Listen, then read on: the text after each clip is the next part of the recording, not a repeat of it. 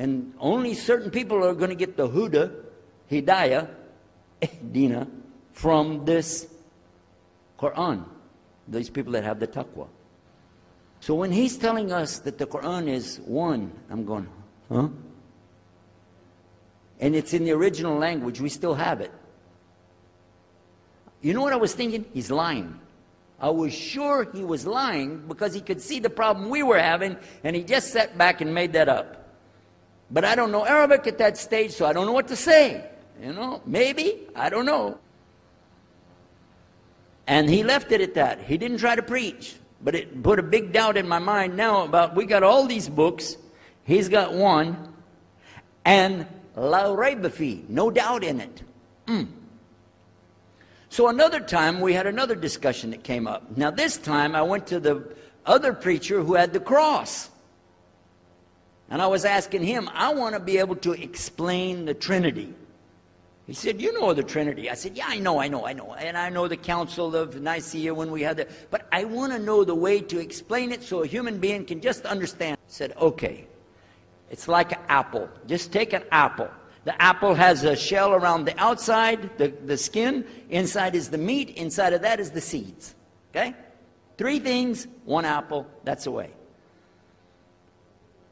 I start going back. I'm going to tell this Muslim about the Trinity. But on the way, I remember his arguing with me, his way of debating with me. I said, no, he's going to tear me apart. As soon as I say seeds, he's going to say there's more than one. So it could be 7 or 8 or 9 or 10 gods all rolled into one. No. It's got to be special. It doesn't work like that. Let me go back and try again. So I went back to him. I said, what if he says there's more than one seed in there? He said, okay. I said, and besides, it could have a worm running through it. Then that would make it go up another notch. What can I do about that? He said, okay, forget the apple. I said, okay. It's like the babe, the egg. Use the egg. The egg has a shell. Inside of the egg is the white. Inside of the white is the yellow. 3, 1 egg. That's it. That's good to go. Now I start going home again, and it hit me. Wait a minute. The egg could have a double yolk. God becomes 4, just like that. Plus, it could be rotten. I'm not going to ask him again. So at the market one day, I saw a man, and I was talking to him because I was listening to some things that Muhammad had told us about the belief in Islam, Allah is one. And so I was telling this guy, you know, I got some doubts about the Trinity. He said, you a preacher, you have doubts? I said, yeah, it doesn't make any sense. It doesn't make any sense. How could 3 be 1? He said, okay, look. You see me? I'm one man. I said, yeah. He said, my wife? Yeah. It's one person. Yeah. See my son? Yeah. 3. 1. One family. It's the family of God. Use that. I said, there you go. The family of God. You don't get very far on that one, and you realize right away they could have another kid just like that. But worse, they could get a divorce. You want a God that can get a divorce? Huh? In Texas, if you get a divorce, your wife gets the cars, house, your retirement check, your 501, your Keogh plan. She's going to get your computer and even your email. You got nothing left. And I don't want a God that could have a worm in it. I don't want a God that can be rotten, and I don't want a God that can get a divorce. I want to explain this Trinity the right way. Sure enough, the subject came up, Trinity. There we are. Now here's the priest trying to talk about the Trinity is like an apple. I'm going, you don't go there. And then he's egg, don't worry about it. So we ask Muhammad, we say, okay, what do you say about God? What do you think he said? أعوذ بالله من الشيطان الرجيم بسم الله الرحمن الرحيم قل هو الله أحد الله الصمد لم يلد ولم يولد ولم يكن له كفوا أحد. And he explained it something like this. Say he is Allah, the unique, not like anything else. He's eternally sought after by his whole creation, but he doesn't need the creation. He's not the father of anything. He's not the son of anything. He's not like anything. And he is unique. Ahad. Boy, that's exactly what I already think, but I can't admit that. That sounds too easy. But plus in the Quran, Allah subhanahu wa ta'ala tells us to tell the Christians, don't say 3. Here's a little point. I'm going to go out of the story for a minute to show you something.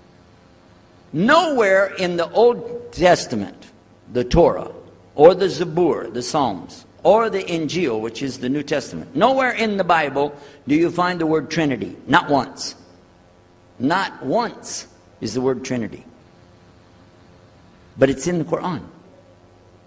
We have it in the Quran. It says, Thalath, tell them not to say Trinity. Oh!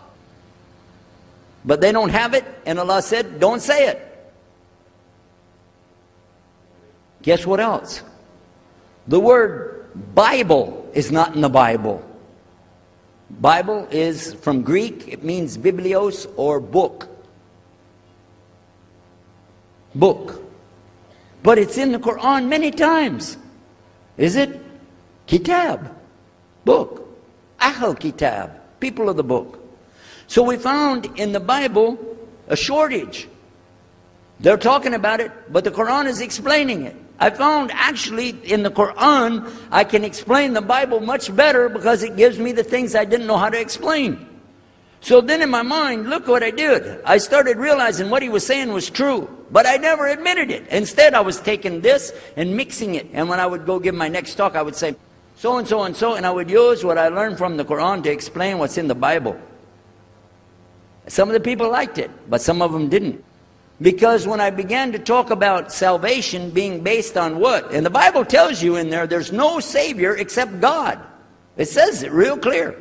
Jesus is not your Savior, God is. When I found that, I said, okay, let me try another way to explain that. Each thing as I would learn it, I'm trying to change how I'm presenting the thing. It still doesn't dawn on me, I need to do something. But I could see for sure God is only one, and that, so I totally forget the Trinity thing. My dad never did believe it anyway, so he had no problem with it. Now we come to some new thing. The priest asks the Muslim, can I go to your church with you? The mosque. He said, sure, come on. Well, he went and they came back. So he took the priest aside, said, come here, come here. What do they do? What do they do in there? Tell us, what do they do? Do they like kill some animals or what do they do in there? He said, no, they just stand there like this and they pray and they leave. I said, what? They pray and leave? He said, yeah. Okay, what kind of music do they have? He said they didn't have any music. No music? How in the world are you going to worship God without music, man? So I asked him, Muhammad, you guys don't have any music? He said, no.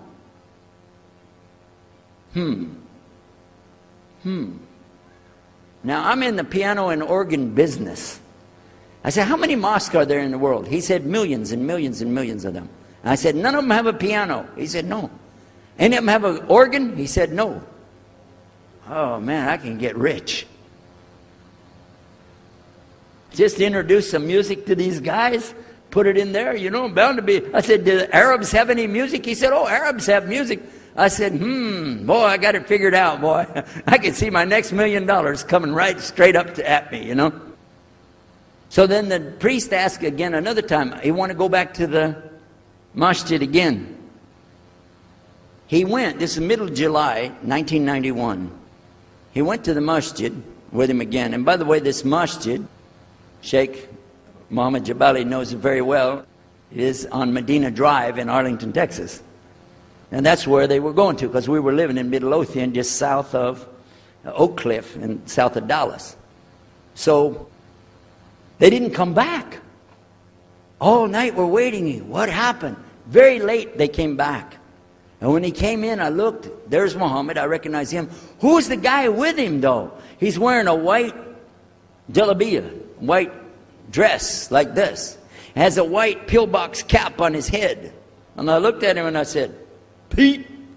His name was Father Peter Jacobs, but we're not, you know, Catholic, so I don't have to call him Father. I said, Pete, did you become a Muslim?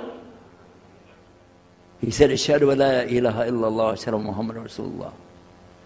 I said, oh my God. Now I used to have cameras like these cameras right here, because we had a television show called Estes Music Jamboree. So I got one of our cameras out, opened it up, set it all up on the tripod, and I was going to interview him and ask him, well, you know, why you went to Islam? What happened? While I was talking to him, though, he fell asleep. So it was still in my mind, and I was thinking, what am I going to do? This is too amazing. Now here I'm preaching to the people, and I'm trying to change what I'm saying, and here's a priest, just became a Muslim. My father's saying it's a good deal, it sounds all right to him, and I don't know what to do. So I decided I'll talk, make mashura. I talked to my wife. We have an apartment upstairs. We were in our apartment up there, and I'm telling her, oh, you know, a priest became a Muslim today. What is that? And can you imagine what they were saying about the Quran and saying about this and so and so? All of a sudden she said, I want to get a divorce. Oh, whoa. It's not the subject, but what happened? She said, no, all this talking about religion and talking about Islam, and so I can see it. I said, oh, no. No problem here. No problem. I said, you thought no, I was just observing somebody else. No, I'm not interested. Trust me. I don't want to be with those Muslims. The last thing I want to do is be with a Muslim. No way. Just put your mind at ease. She said, I need a divorce. I said, where are we going with this again? What's the problem with that? What happened? She said, a Muslim can't be married to a Christian. I said, what? No, wait a minute, hold on. I don't, look at me. I'm telling you, I swear, I don't want to be a Muslim. Okay? Okay? And even if I did, don't you remember what he said? A Muslim man could be married to a Christian woman. It's not a problem. But I'm not saying I won't do. I'm just saying it's not a problem. She said, that is the problem. A Muslim woman can't be married to a Christian man. I want to be a Muslim, so I need a divorce. I'll never forget, I was sitting right on the edge of the bed, just sitting there, you know, and I almost fell over. I said, at last, I can tell the truth. I can say it. I didn't realize that she liked the idea. I was afraid. I said, okay, the good news is, I too want to be a Muslim. You know what she said?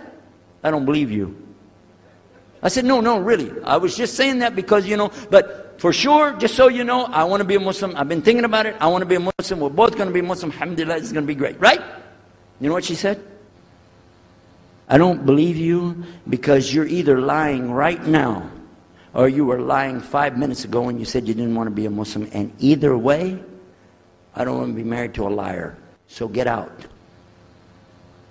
So I started leaving. I'm walking down the stairs of the apartment. I'm down to my father's part. I said, wait a minute. Where am I going to go? This is my father's house. I just got thrown off of my own property. What happened here? So I went to get to Muhammad and I woke him up. I said, come, you and me, we got to talk. Come with me. And we went outside the house and we walked those country roads in Midlothian, Texas until the time for the sun to come up at dawn. And all that time I talked to him about what's it like to be a Muslim, how do you have to believe, what do you have to do. Let me hear all of it now. And no more playing a game. I'm not debating, I just want to know. Just tell me. Just tell me what's Islam. I need to know what I need to do. And he told me everything and I realized this is it. I got to make a decision. This is a big deal though. And he told me, okay, this is up to you. You have to go make a choice for yourself. I can't help you. I said, oh my God. So when he was praying Fajr, I decided, I've been watching this man praying this direction with his head on the ground. It's so beautiful to see a man humble himself, put his head on the ground to the Rabbil Alameen. I said, oh my God, let me try that. So I sneaked off somewhere where nobody could see me, illallah. And then I found a place, a board there, you know, and I bowed down on the ground and I put my head down on the ground on that board there. And by the way, I'm pretty good at speaking, especially in prayers. I used to make so long a prayer, they wouldn't let me say the prayer at Thanksgiving because the food would be cold. Okay? So, but I put my head on the ground and only these words came, no more words, just this. Oh God, guide me. That's it. And I was thinking, well, I got to say more than that. Nothing. Oh God, if you're there, guide me. That's it. After a while, I sat up and I looked around. There wasn't any fancy rainbow. It wasn't birds flying around. There was no big signs from above. There was no music, angels, harps, nothing like this. It was just a cloudy day in Texas. But inside, I could realize I had to make some changes. To me, that's what I need to do. There's the problem, it's inside of me. Within a few minutes, it became clear what I needed to do, and I had to develop an idea of how to pull this off. I talked to my wife, I talked to my father, I made a bath, and at 10 o'clock that morning, in Midlothian, Texas, I went in front of this man named Muhammad, and this new man named Yahya, who used to be the priest, and I said, Ashhadu an la ilaha illallah wa ashhadu anna Muhammad Rasulullah. Immediately after that, my wife did her shahada. Ashhadu an la ilaha illallah, ashhadu anna Muhammad Rasulullah. A few months later, my father did his shahada. Ashhadu an la ilaha illallah, ashhadu anna Muhammad Rasulullah. Step by step by step, we saw so many people enter into it. We wanted to tell the whole world what is Islam. We wanted everybody to know the real Islam. I said, how could this escape our knowledge? How could we not know about this great and wonderful thing called Islam? And it looks like all we got to do is just tell the people. I went to the imam of the masjid there and I told him, let's tell the people. Then I found out something else about us as Muslims. And that's why we've got this convention here right now. This is why we have the exhibition. So you're going to use this week to learn how you can become, inshallah, the best Muslim you can be, and how you can show the real Islam to the people that are not Muslim. This is your duty. This is your duty. This is your language. This is your people. Just as it's my duty to give the message to my people and my language. And so the same way, it's your duty to give the message to your people.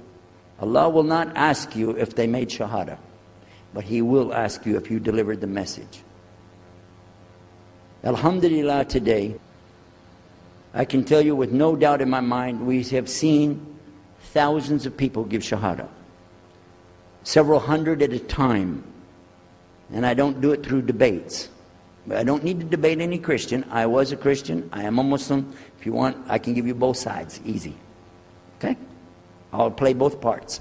I'll be the Christian and tell you this, and then I'll be the Muslim and give the answer. And there won't be any argument. And I've done that so many times. And let me share one story with you before I end. I'm going to leave now. Inshallah. I was telling the brothers today that I was asked to give a talk in a church in Hagerstown, Maryland, just outside of Virginia. This was in 1999, and I went there and I gave a talk in the church on Sunday, because I know how to address the people. How many years was I a Christian? 50 years? I know what they want to hear. Get them ready, and they said, "Oh, wow, this is normal preaching." But then when I came to the part, La ilaha illallah, I stayed on La ilaha illallah until they said, yes, that makes sense, it makes sense. There was one old lady that she was saying yes. Afterwards she said, yes, but I just don't want to do it the way you're telling me. Okay? But guess what else happened? 2 people did shahada right there. Hello? In the church. In front of their preacher. They said, yes, we agree, we like this, we want to know more, and we say there's only one God to worship. Shahadu la ilaha illallah. In front of the preacher. And one of them was his daughter. I took them to the masjid and they did shahada in the masjid that afternoon, a Sunday afternoon. And later the boy, he married the girl. They're Muslims living there now. Now, may I ask you a question? If I would debate and argue with this preacher and made him look stupid, would he ever bring me back again? No. I'm going to ask you a question. If you were at a place and you saw somebody change their religion to another religion in the temple of that religion, and the father was the priest there, what would you think? Is that man ever going to call me again? Do you think he'd call me again? 3 months later, he called me again. Come back again. We really enjoyed it so much. I said, how's your daughter doing? I want to remind him, see what he's going to say. He said, well, she's doing fine. She likes Islam. It's very nice, lovely. She treats us so good. You know, we're amazed at her personality. We love you guys. Could you please come back again? And I did, alhamdulillah. So I'm just showing you that it's not guidance from me, not guidance from you. It's guidance from Allah. Allah guides whom He wills. Whom He wills. So we ask Allah to guide me, all of us, and all the people. And whoever He guides, they'll be fine. But whoever Allah doesn't guide, they got a problem, serious problem. Our job here is to do one thing, communicate the true message. If the people don't want it, that's your choice, that's their choice. You don't have to take it. But it's our responsibility in putting this on, all the scholars that are here, it's their responsibility to tell us what's the truth in Islam and let us see for ourselves. Jazakumullah khair. Wassalamu alaikum wa rahmatullahi wa